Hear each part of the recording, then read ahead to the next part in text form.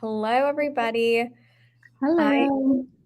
gonna give it a couple moments until just about what, like 8:02, depending on where you are in the world, 8:02 Eastern Standard Time. Julia, where are you? We haven't actually talked about this. Yeah, so I live in Maine, Do Portland, you? Maine.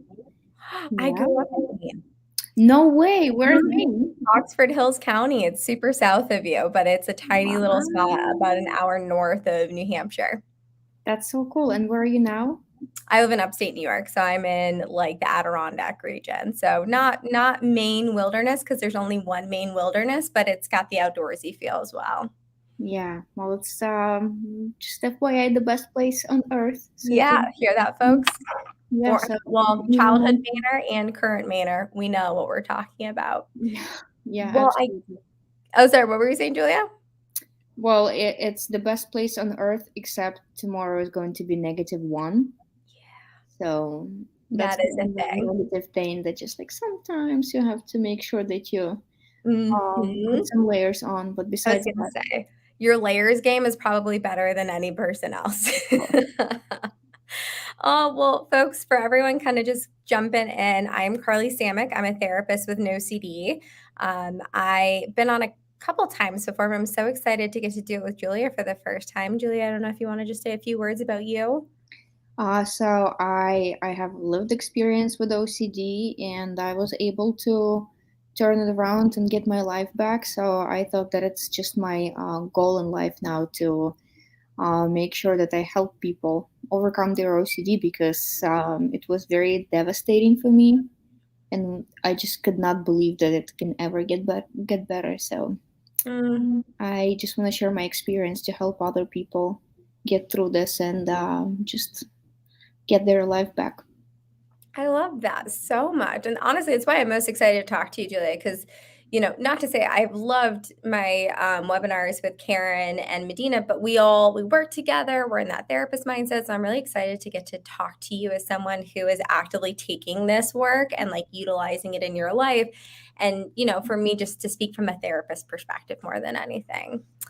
That being said, I just want to throw out there, I can see where the questions are coming through, so we're going to start jumping into it. We're not going to be able to get to every single question. The cool thing, though, is that there's a good proportion, I am assuming, that we will be able to answer one question and we'll probably answer a few others. It's usually how it goes. Okay, why don't we jump into it?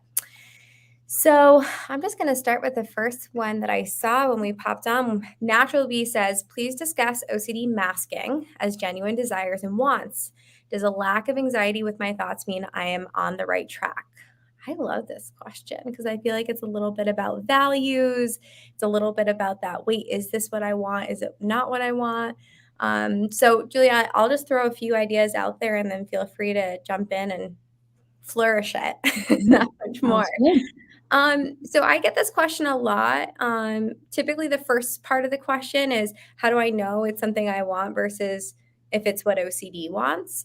And so the hallmarks that I always ask people to look for is if it's a value, if it's something that you genuinely feel a value towards, heartfelt towards, there is a lack of pressured, urgent, catastrophe type feeling. OCD is intertwined with our fear system. So when it's trying to get your attention and trying to get you focused on something, it's going to do so like a truck. It's going to come right at you and really grab you, and there's not going to be a whole lot of putting it down. Whereas value thinking, although it can definitely be stressful for lack of better words, is something that you can kind of put down. It's a little bit more flowy, it's a little bit more flexible. The lack of anxiety with your thoughts, that's what we're searching for always with ERP care, is making sure a person feels like they are less distressed by their thoughts because they are just thoughts, not threats. So it sounds like you are on the right track in that respect. Julia, what do you think? So first of all, I think that it's very important to kind of stop chasing this feeling of like, or this like answer if I'm like anxious or I'm not anxious, because OCD is very tricky, and it can trick you into thinking that you're not anxious about that anymore, and then wait for a little bit and then just pop that anxiety again out of nowhere. Mm, So that's just like how it like really likes to manipulate and make sure that it still stays in the game. So taking the mindset of, I don't care if it makes me anxious or if it doesn't make me anxious, it's not going to change my life. I'm still going to do the same things.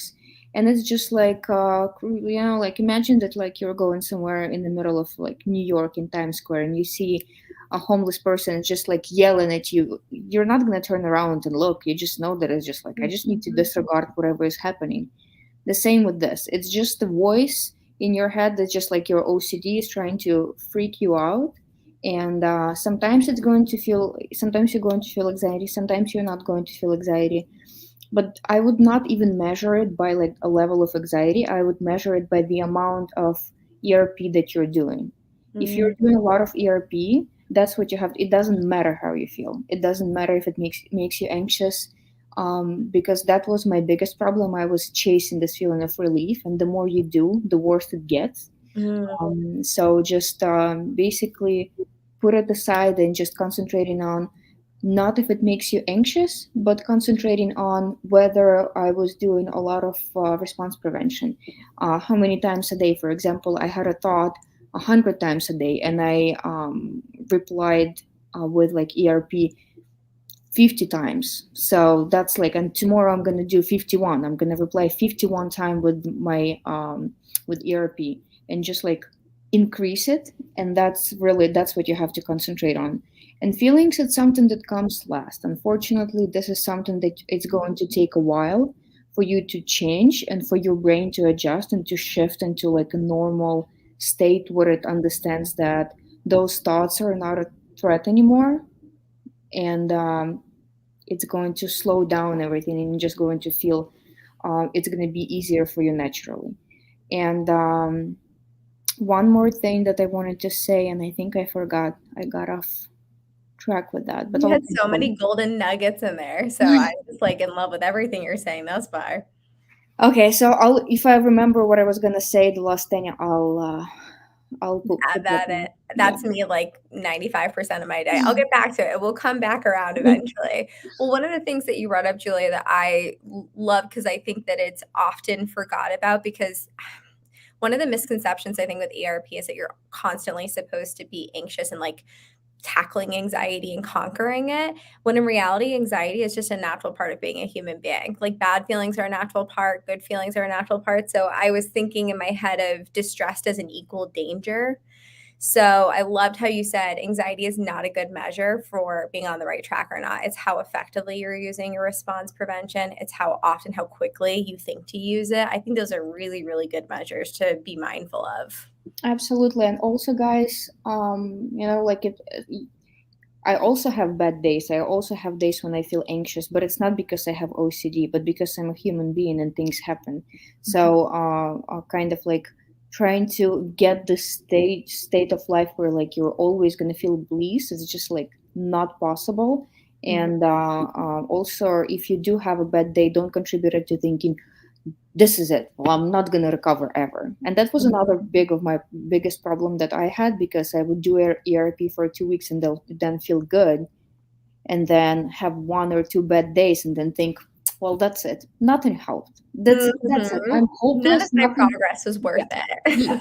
And but so many things play a role. Like if you had a good sleep, if you Mhm. had good diet, if you ate something, maybe if you had a stressful day, all those things, they really play a huge role, because they really affect your body, your hormones.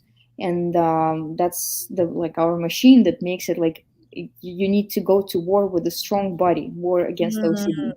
And if Yes. you're not getting all that, it also can affect the feelings of anxiety. Ah, yes, Julia, snaps to that. Because I think that it's like giving OCD too much credit to, like, go, "Oh, like, if I'm having a bad moment despite having, like, several great moments, that must mean my OCD is winning." It's like we're giving it way too much credit. Maybe you're a little bit hungry, like, maybe you're dehydrated. I think that's actually another really great response prevention is to kind of go, okay, maybe it is OCD, maybe it's not, but I'm just going to keep on taking care of my machine, my body, and going about my day as I need to. Such good points. Well, do you see one? I know I can highlight them, but do you see a question that you wanted to give a go to? I'll just let you pick whatever you have. All right, folks, I'm going to kind of move. I was sort of skimming through and I'm going to move us down just a bit. So, again, my apologies if I don't get exactly to yours. Okay. I'll let you start off, Julia. I have harm all and convinced that this is me and not OCD, and I can't even enjoy human interactions anymore. The rumination is constant. Tips.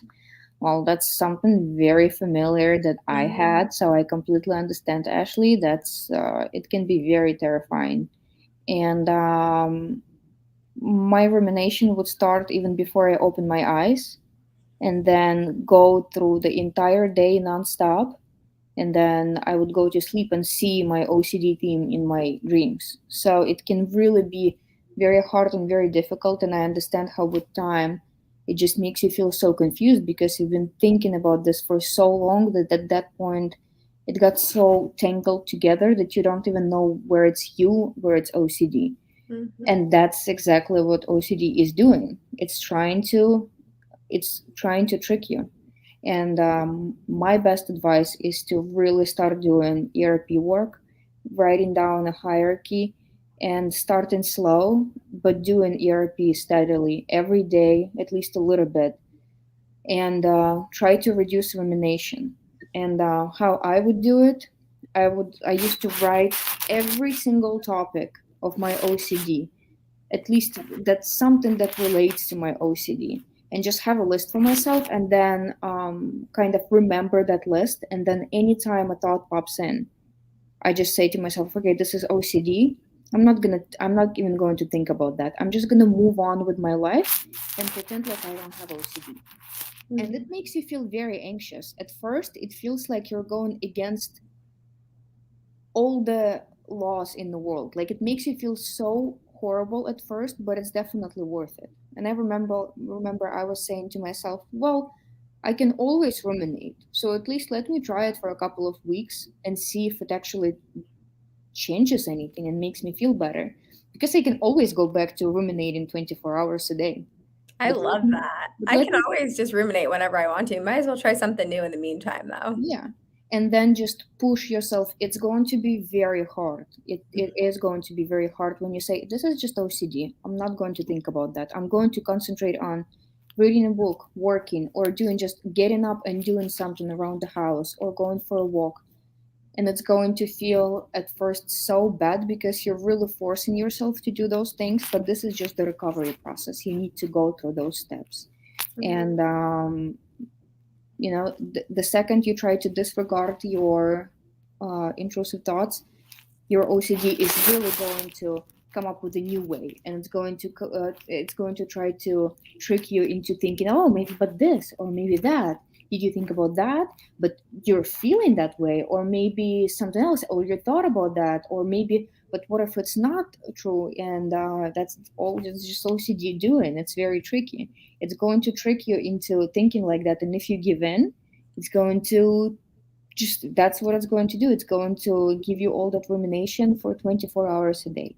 Mhm. So just really just disregard, and then it comes in again, you disregard again.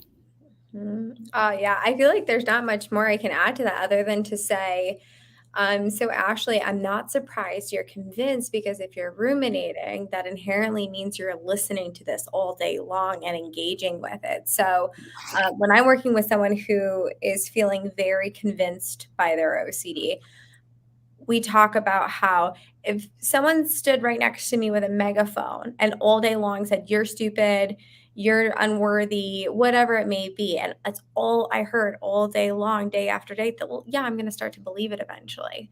This is the loud voice that's trying to catch your attention. And as Julia said so perfectly, it's a sneaky, sneaky bully. So it's going to want to grab your attention when you do decide to disregard it and to kind of take a step back away, it's going to tantrum.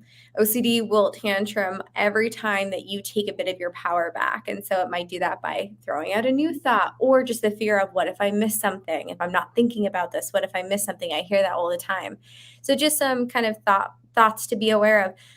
Part of the process is it's not linear. It's not straightforward. It's a lot of up and down for a bit, but it's because you're creating a new process and that takes time. But by pure nature, the fact that rumination is this constant obsessive thinking, it's both a compulsion and an obsession.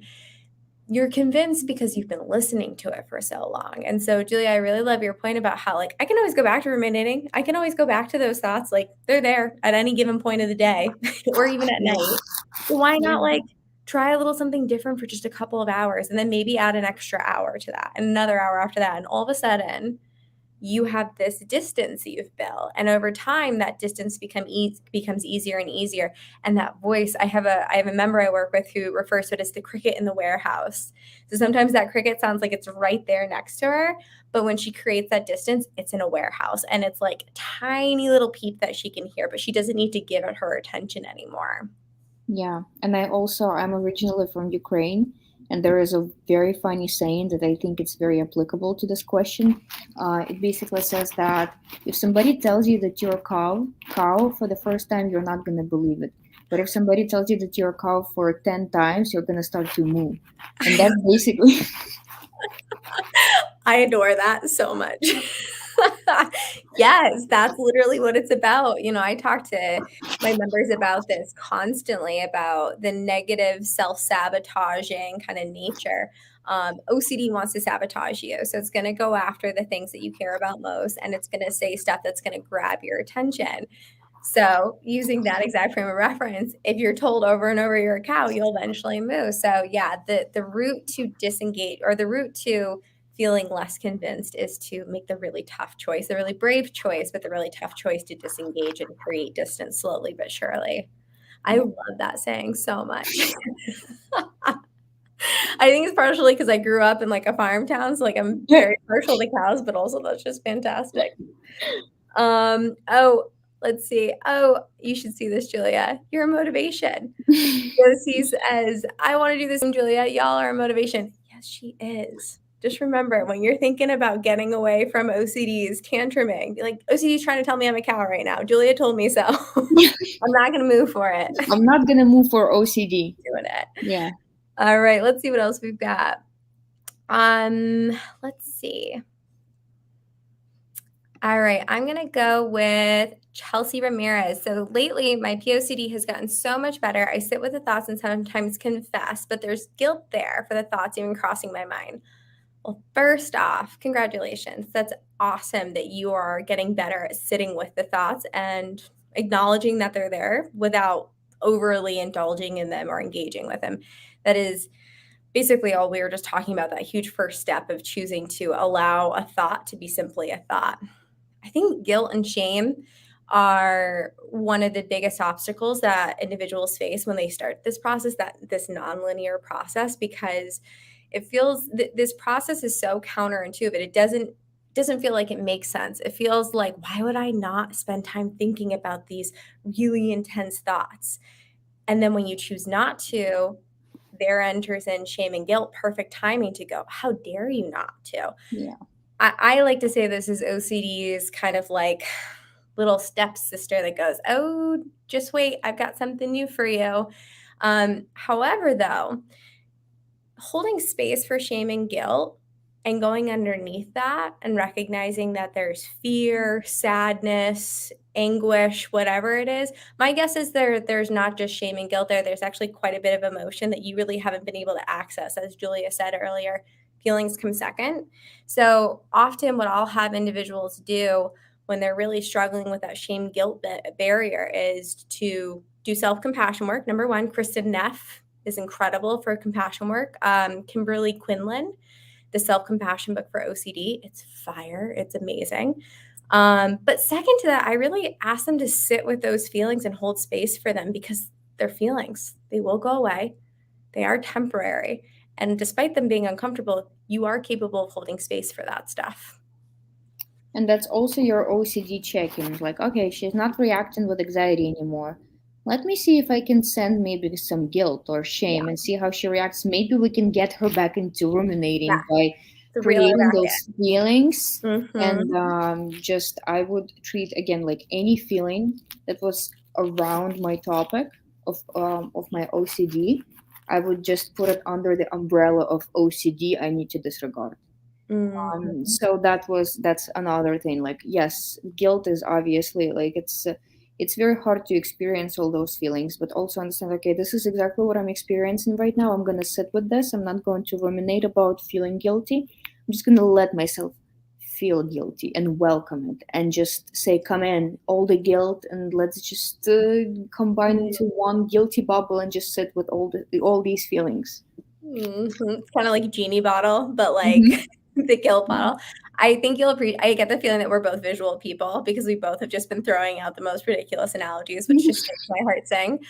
So I often describe moving through versus picking feelings and thoughts up as this. You're walking down a nature path. In your way is this massive boulder. You're on your way to something very important, somewhere very important, and this frustrating, annoying, scary boulder got in your way.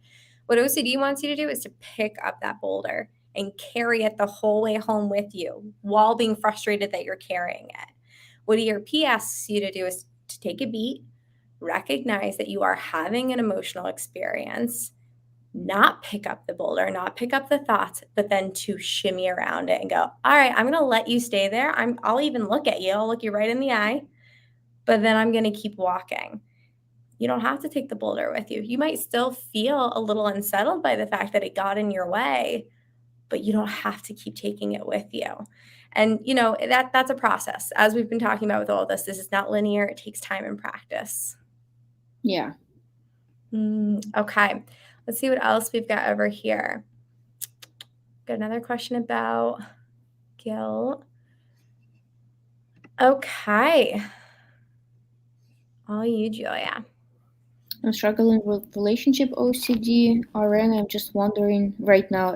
I'm just wondering, can love be an action because I struggle to feel emotions and I love my boyfriend, but I question if I genuinely love him. If that makes sense.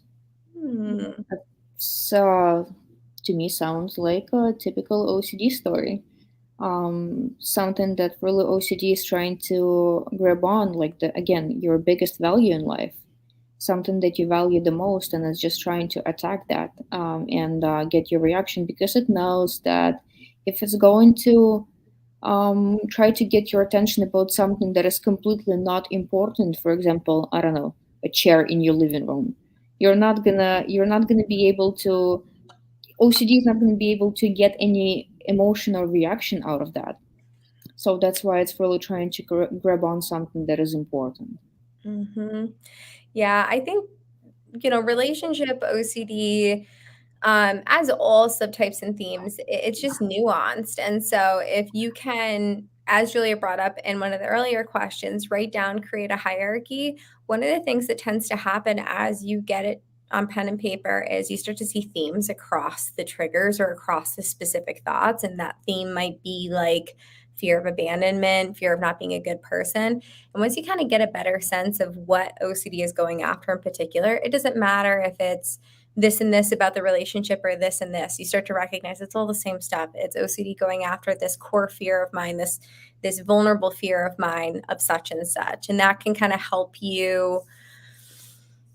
It doesn't help make it feel better. I think that's the most important thing to know is that that's not the point of ERP is to fix necessarily. It's to be able to move through. And with moving through, you move to a new moment, which inevitably holds new opportunity, better feelings potentially, even maybe not.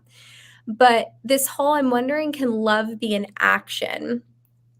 I'm sitting with that a little bit, and I'm wondering if maybe, and you can maybe respond to this later, Joy. I hope I'm pronouncing your name correctly, Joy. I wonder if you're wondering if continuing to date your significant other and lean into that relationship, if that is kind of an action you can take to sort of stand against OCD. And so if that's the case, my answer is yes. Any way in which you are not doing what OCD wants. So if OCD is saying, oh my gosh, you're not sure if you're supposed to be with him, so leave him. If that's what OCD is saying, then no, you be transparent with your significant other. If that's the state that you guys are in together, where you can be open about your OCD, but you at least be transparent with yourself and go, OCD wants me to do this. I'm not going to jump. Just because it says jump, I'm not going to do it. And also about I struggle to feel emotions. If you try to chase that emotion, it's really going to be hard to experience it. Mhm. It's the same thing as just saying to yourself, okay, I'm gonna put a comedy on and I just need to laugh. I need to make sure that I laugh so hard and it makes me so happy. And the more you try, the less of a chance that it's going to happen. It's more Mhm. about when you try to let it go and just be like, okay, whatever happens, happens. I'm just going to do all the ERP work that I need to do. And I'm not going to chase that feeling. I'm not going to chase that emotion. Because the more you do, it's like you really, really, really want to like get it, but you can't like because it just like keeps running away from you. And I don't know why it is like this, but I noticed that, and it is a true thing. The more you want something, the more it kind of like tries to escape from you. So, and Mhm. the more you relax and just like let everything just like settle down and be the way it's supposed to be, all the feelings they come back, and you start to experience the whole range of emotions, and you're not like chasing after this feeling anymore. Mm. It's such a good point, yeah. The more you try to control your feelings, the more out of control they're going to feel because feelings by a biological, psychological nature, they're responses. They're literally just your body, your mind responding to the moment as it's happening. So as soon as you start chasing it, that's what you're now responding to. You're no longer being present to what's truly going on. You're not taking in the cues of the moment outside of you. You're literally just responding to the cues that your OCD mind is giving you. One of my favorite quotes by, and I always blank on his name, an OCD therapist. I'll think of it before the end. But if you are living by the compulsions of OCD, chasing feelings, trying to figure things out, whatever it may be, rumination, you are living in a world that only exists in your mind. If you are outside, if you are in the world, you are responding to the world around you. And OCD can't mess with that because you are remaining mindful to what's going on. Of course, it can try to grab your attention, but you just keep coming back to your external world. I really love your point, though, Julia, about when you chase feelings, feelings get that much more distorted. Absolutely. Okay. What do we got next?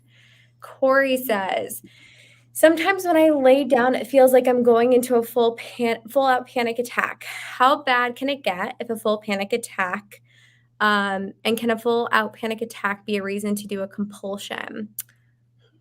Okay, I'm gonna start from the end and work my way to the beginning.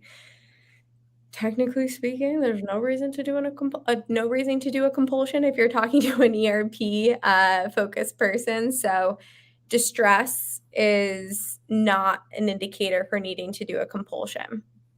Um, there are absolutely ways in which a person can like taper down a compulsion. So, for instance, like maybe it feels like I have to do this specific compulsion to be able to feel okay again. Delay it. Start by just focusing on delaying it or limiting it. So, if compulsion is to wash my hands for 3.5 minutes, I'm going to limit it down to 30 seconds. At minimum, we want to delay or limit, but the ultimate plan always is to eliminate. Here's another reason why it's especially important to work with this with panic attacks or extreme anxiety attacks. No questions asked, a panic attack feels horrible. I really have never met a person who feels differently. Your whole body is going through an adrenaline rush, your stress hormones are definitely up, but there has been a lot of research on panic attacks, and it always comes down to this. It is a physiological experience that will end, and it will end likely within about a 10 to at max like 20-25 minute period, is what most of the research shows. It won't cause a heart attack, it won't cause a severe injury or something like that if you just allow it to come and go. Now, what many people get mixed up is that a panic attack can really only last, like I said, between about 10 to 25 minutes because your stress and your adrenaline will eventually taper out. You just won't have any more of those stress hormones to rev up on. So these extensive periods that you're feeling stress, that's actually anxiety. And most of the time that's anxiety that's being exacerbated, meaning it's being brought longer because you're so focused on it. I'm still feeling bad. Oh my God, it hasn't gotten any better yet. I'm not better yet. When is it going to end? Those kinds of thoughts keep you focused, kind of as we were just talking about, Julia, of You're hyper focused on the feeling, so the feeling's running. We just let it be. Your body lets that response go. But yeah, no, in my opinion, there's never a reason to do a compulsion technically. There's always delaying and limiting if we're going to try to taper it up or taper it down. A panic attack will end, and if you allow it to, it'll actually end more quickly. I loved your answer. That was actually, I was listening and I was like, yeah, that's good. Like I learned a lot of new information too. Also about panic attacks. Oh my God, Corey, I understand. I've been there. I know exactly how it feels. It's very scary, and especially when you don't know what you're dealing with. Mhm. And I'm sure the first panic attack makes you just so anxious, and you're so afraid that that experience is going to repeat again. And also, Carly, you mentioned about like you're not gonna have a heart attack, you're not gonna have like any kind of like physiological Mhm. like distress. But also another one, there is no way that like for some people, I'm sure that for some people it's going to be relevant, you're not going to go crazy. Like my biggest Oh, thing so was, common. Yeah, good yeah, point. uh, Mhm. it's not like panic attack is a horrible experience, it's very Mhm. intense, but again, it is going to go away. And then the more you try to analyze it and the more you try to prevent it and think, oh my God, what if I go there, what if I do this, and it's going to start again, how am I going to feel if tomorrow I have a panic attack, I don't want to. Mhm. And you just analyze it and you try to prevent it, therefore you're just making the whole anxiety loop even stronger. Mhm. And paradoxically, acceptance always works so well. And try to welcome, even in the midst of panic attack, no matter how horrible it feels, try to welcome it and try to welcome this panic and try to welcome anxiety and just try to experience all that without trying to go into compulsions or rumination or analyzing. Mhm. Just try to live this experience, and then after this experience is over, really say to yourself, okay, physiologically, this is over. So now I know exactly what happened, and now I know what to do and what not to do. I cannot ruminate about this anymore. It was scary, it was very bad. I'm going to do all the self care for myself that I can, but it's not going to be compulsions or rumination. I love that. Actually, this goes along great. Joe Z added, this might be off topic, but ice baths really improve my OCD and anxiety. I pulled that Joe Z because they're really good for panic as well. So Julia, I love that you brought up self-care. A lot of times the individuals I'm working with are afraid to do self-care and self-coping post like a pretty extreme anxiety burst or panic attack because they're worried that means that they're doing a compulsion. I always bring attention to, if you are actively regarding this as an anxious moment, a panicked moment, OCD getting at you, and you are purposefully choosing to redirect your attention away from the thinking, you've already called out the beast. You're not avoiding, you're not trying to run away from anything. You stared it right in the eyes and said, I saw what you just did there, and I'm choosing to disengage from you. From a coping skill perspective, ice, cold therapy is super helpful for anxiety because your vagus nerve, which is a nerve that goes like through your back, down through your body, is a huge force of the fear, the fight or flight system. And so putting cold on your chest or the back of your neck can be really, really helpful. But again, this is stuff that you're doing after you have acknowledged what's going on. You called out the beast, you sat with it for a moment or so. We don't just run straight to must go do something to fix this. No, we just let it ride. The ride the wave is the really common anxiety terminology. Like, just got to ride it out. And sometimes I hate that because I'm like, well, what if the wave is really bumpy? Yeah, yeah. I'm sorry if you guys hearing a noise right now. My dog is just drinking water and it's so loud. I love that. I have two dogs at home, and they're both the loudest eaters, water drinkers, all the things. Okay, let's see.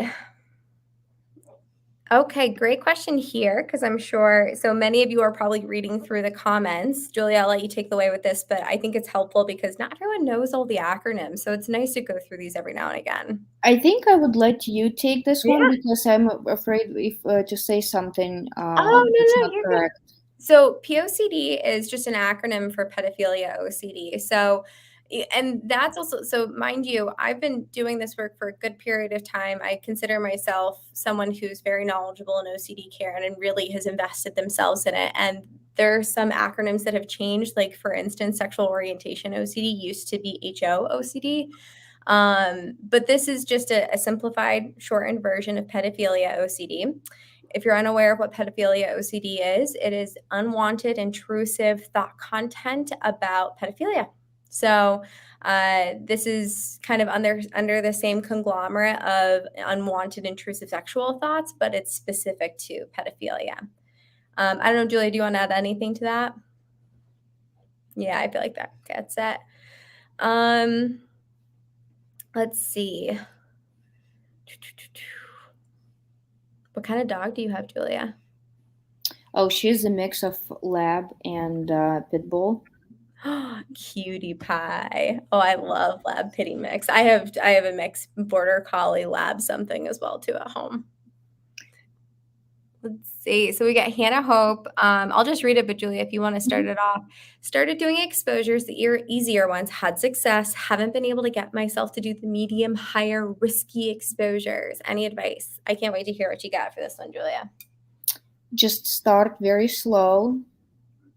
Really, like, don't force yourself too much, because if you go too much too fast, you're running into a risk of overwhelming yourself to the point where you just need to do compulsions to make yourself feel better. Mm-hmm. So if you feel like you're not ready to do higher exposure, just try like to do something very slow, or maybe take like the medium ones and try to do like variations of those, something that would make you less anxious, and try to prepare yourself. And but then eventually, like, you are going to have to experience anxiety, so kind of come into terms with that, that it is going to be tough, it is going to be scary, you are going to experience a lot of emotions. And it sounds very unfair that we have to go through this, but honestly, in the end, it's all worth it. Mm-hmm. And I said that a couple of times, but honestly, guys, recovering from OCD, it's like being born again, and all the struggle is definitely worth it. Mm. It's so true, right? Because you're getting born into a world where you don't have to like listen to this bully anymore, dictate what Exactly. and what not you're going to do or what you're going to think about. Exactly. Oh, I love that. Yeah, so one of the things that I like to remind my members is once you start working on OCD and once you start using ERP, it's all the same muscle. So don't get me wrong, I'm not sitting here trying to invalidate that a medium or higher level exposure is definitely going to be more difficult than say a lower one. That's definitely the case. But don't count yourself out. That's one of the things I always remind my members. When you started this work, you didn't even think you were probably going to do the lower level ones. And then you did them. And now it's like the way that we're describing this, yeah, we had success and we've like kind of moved up and on. So once you start doing ERP, you're working the same muscle every time, regardless if it's a lower level trigger or a higher level trigger. However, one of the other things like Julia brought up is you don't have to do it like in this cookie cutter, oh, whatever the exposure is that's on my list, that's what I'm going to do. Change it up. I'll often say to an individual, okay, we have this exposure here, this like harder one that you're feeling really uncertain about. First off, that's inevitable because it's new. Anytime we do something new, there's uncertainty and discomfort. Okay, cool. We got that out of the way. Next, how can we make this feel feasible? I use the word feasible all the time, meaning it's both challenging, but you feel like you can stand up next to it. The other thing is that as long as you're giving this a shot, it doesn't matter if it's a massive success or not, you are still putting the work in. OCD is still losing power, you are still gaining power because you just did something that you didn't think you could do before. Even if it was 10% of the 100% goal, it is still worthwhile.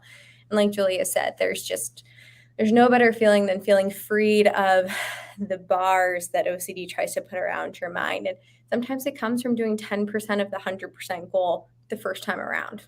It's perfectly okay. And that's what I'd want in my members. That's what I would tell them every single time. Let's see. Okay, we got some false memory. How to deal with false memory OCD. Can't recall if it's a memory or if it really happened. I feel a lot of shame and guilt. False memory gives people, I mean, whole OCD gives everyone a run for their money, but false memory can really keep you stuck in that incessant ruminating, checking, trying to sort of like go through the archives of your mind. Here's the tough but really important, I think, focus for you. We got to put down trying to figure out whether it's real or not. That's what OCD wants you to keep doing. That's the tough thing about false memory is, well, but if I don't remember, then how do I know? But that's the point. We don't need to know. This ruminating isn't getting us any closer to a solution. This ruminating hasn't gotten us any closer to an answer. And no answer you come to is keeping OCD happy. You have to keep seeking and searching. So putting down, trying to figure out whether it was false or not is the first step. And the second step is choosing to live life despite not knowing, which is so tough. Goes back to that shame and guilt, often that feeling of like, but I'm not this important thought, I'm not giving it time. Doesn't that mean I'm doing something wrong? That's OCD. It's trying to tether you right back in. And also, really try to think, how would I live my life if I didn't have this OCD right now? And Mhm. really try to stick to that, because I've really tried to isolate myself at home for a very long period of time, thinking that I can resume my life as long, like, once I'm done with OCD and I figure it out and I answer all my questions, then I'll be able to resume my life and move on. But it never happens, because the more answers you give to OCD, it's like food for OCD. Mhm. It just gets bigger and bigger. You need to starve it. You Mm, need to make it like, you need to starve it so it just like has no energy to give you any thoughts anymore. mm, And by starving it, I mean, like, really just like, don't try to answer any questions, and really try to live your life as, you like don't have OCD, and it's going to feel very fake at first. It's really not going to feel like you're doing it genuinely, and it's not going to bring you much joy or excitement in life. But this is just a hard first few steps towards the recovery. mm. Yeah.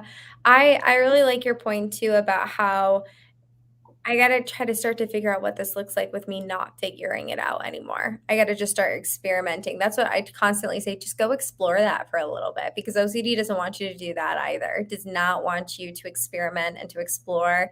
I think one of the shame and guilt pieces that comes on both sides, like I often hear, oh, I'm worried I'm not doing the ERP correctly. And so that there's guilt there. And I often feel like that's OCD just kind of going meta, like getting people to focus on something different.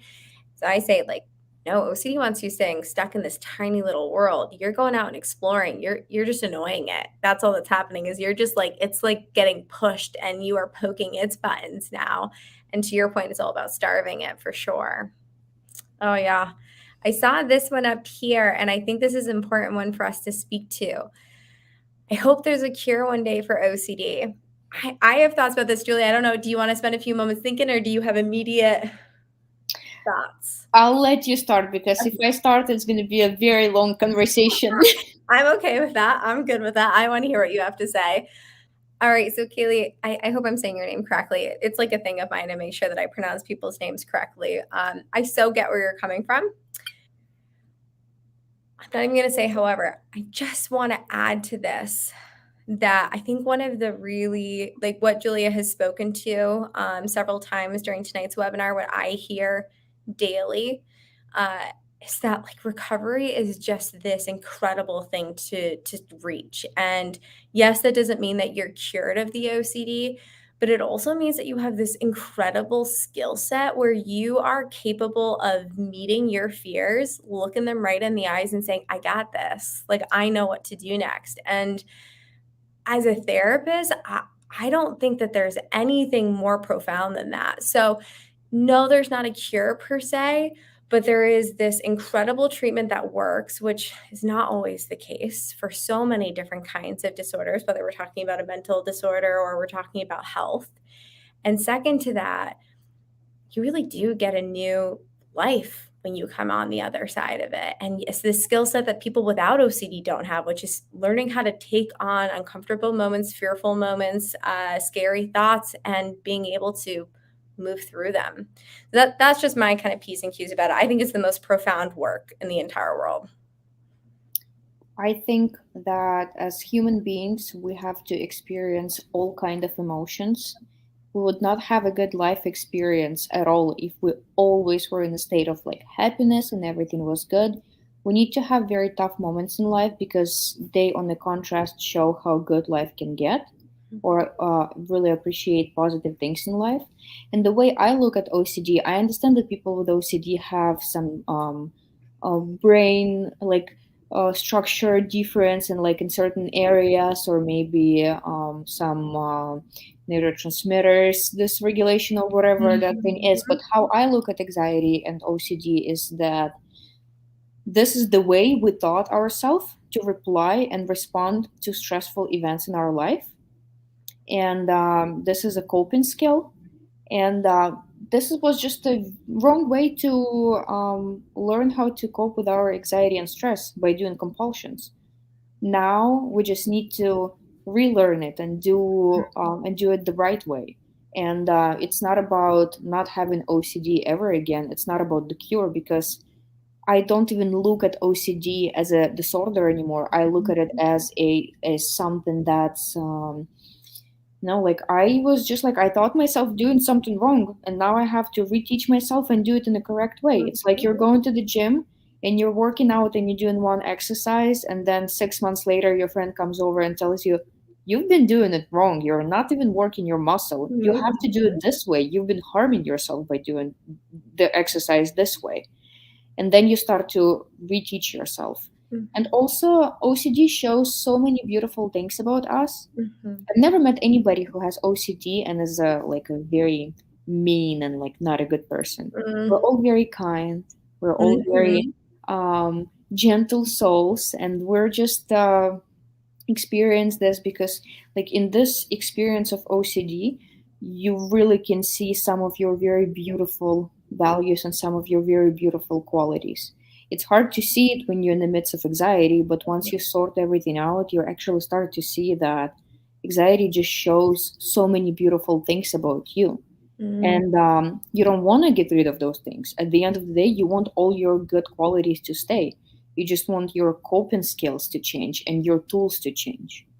Oh, I love that, Julia. Yeah, I ask the question. I run one of the new to OCD support groups. And one of the questions that I'll ask in that group, I'll also ask in session, but I'll do it in the group particularly, is what is something that OCD has granted you in the form of maybe not a gift per se, that might be a little too heavy of a word for some, but like some kindness or goodness that's sort of come through it or out of it in your journey. And it's kind of like an exposure in itself sometimes, I think, because that means we have to lean into the definition of what uncertainty truly is, which is there can be good and bad that comes from difficult things, from uncertain things. So I really love your point about how so much of this journey is also learning what's so wonderful about you. You know, OCD is trying to bring attention to all the bad, all the fear, all the muck.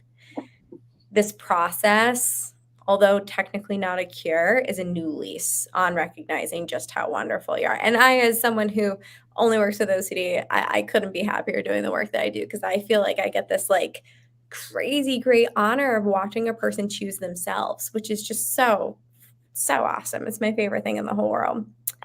Yeah, and it's also nothing is gonna help you understand yourself better than going through a tough time like that, and really learning who you are, and learning to love yourself and appreciate yourself and care for yourself the way you have to care for yourself. Mm. That's yes. Oh, Julie, yes. All the yeses, folks. All the yeses to that. I'm just being mindful of the time. We probably have, I would assume we've got room for at least two more. Let's see. Okay, we're gonna go with Oliver Smith. I'll read it out and then you can take it on, Julia, and then go from there. I've been fighting with the same specific compulsion for around 2 years, trying to disregard as much as possible. For a year it was gone, but it came back. should I still disregard and not give in? Absolutely. You should still disregard and not give in. And I would also try to kind of look back a little bit and see when it came back, what triggered it, and whether you had any rumination behind it. Because if you did, I would really work on reducing rumination Mhm. slowly, slowly, and try to think how that compulsion, like how you got back into this compulsion. And then also, um, specific compulsion you're trying to disregard is your like, I'm just curious if this compulsion is like mental or if you're actually doing something physical. Good question. And because if it's mental, then really concentrating on reducing your rumination and teaching your brain that this is no longer important. I'm not going to pay attention. This is just the voice of that crazy neighbor or that homeless person in New York that's yelling at me, and I don't need to pay attention to that person. It's just yelling something. It doesn't mean that it's something that's concerning, like or that's something that's about me.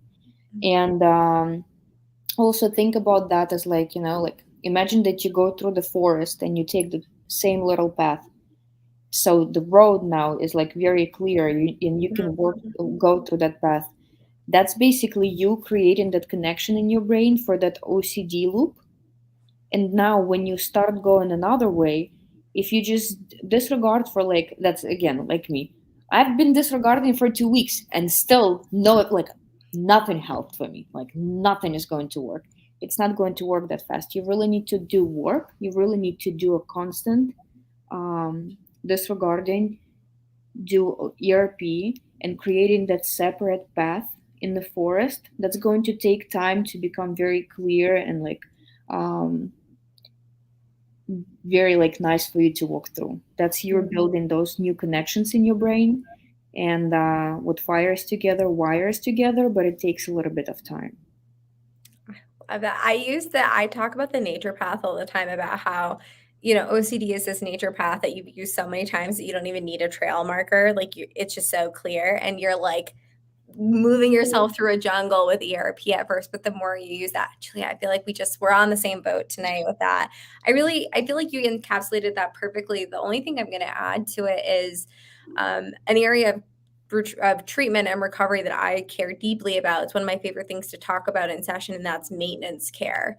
And I prefer to refer to it as maintenance, not prevention, because once you get yourself to feeling like you have hit a place where you feel OCD is manageable. You're back to a place where you feel like you're doing the things you want to do. Yes, OCD is maybe still bothering you to some degree, but your functioning is really back where you want it to be. The stress levels are where you want it to be. We want to maintain and keep that process going. No different than we maintain other things in our homes or households. I'm just using this as an example. You don't just let a bike sit out in the rain.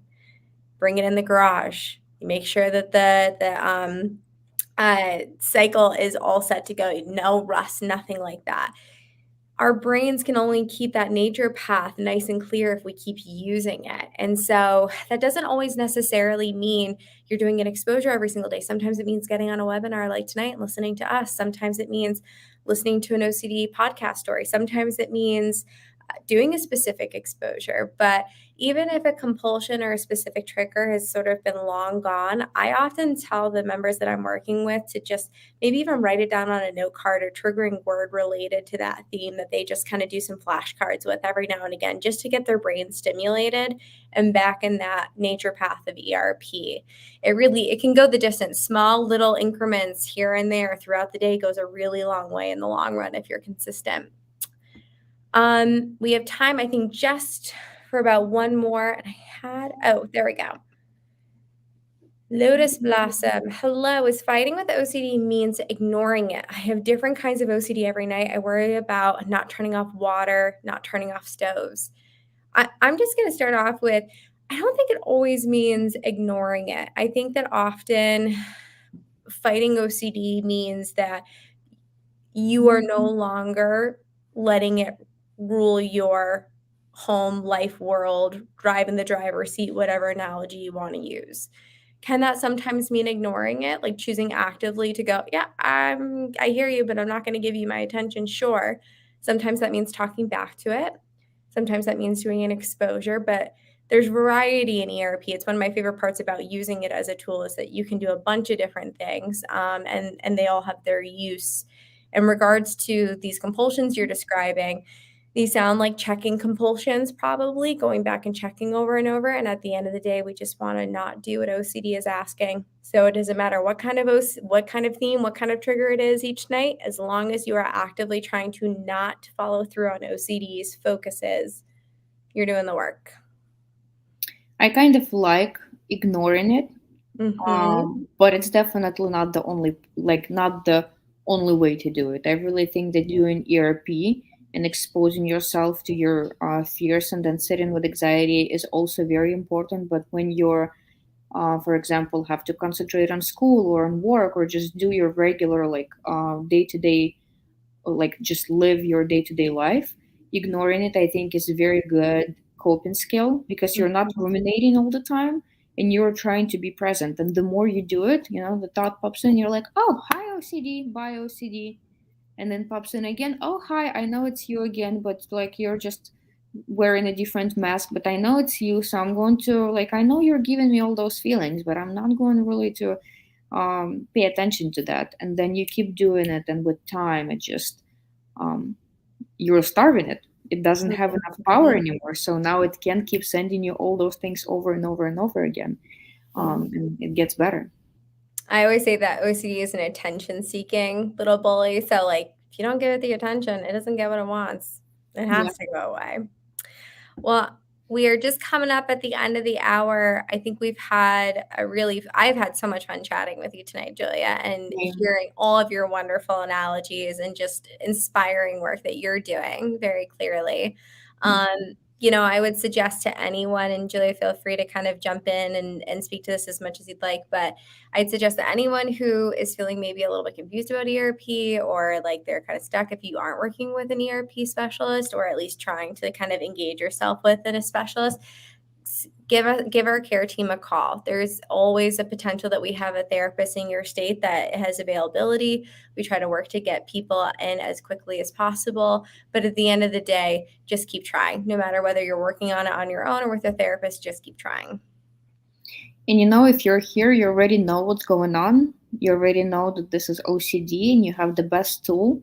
It takes like how many, from like 11 to 17 years to get diagnosed with OCD. So a lot of people struggle for decades before they actually find out their diagnosis and then learn tools. You guys, if you're here, you already know what to do. Just stick to ERP. You can do it yourself too, slowly, slowly, if you don't have access to like professional support.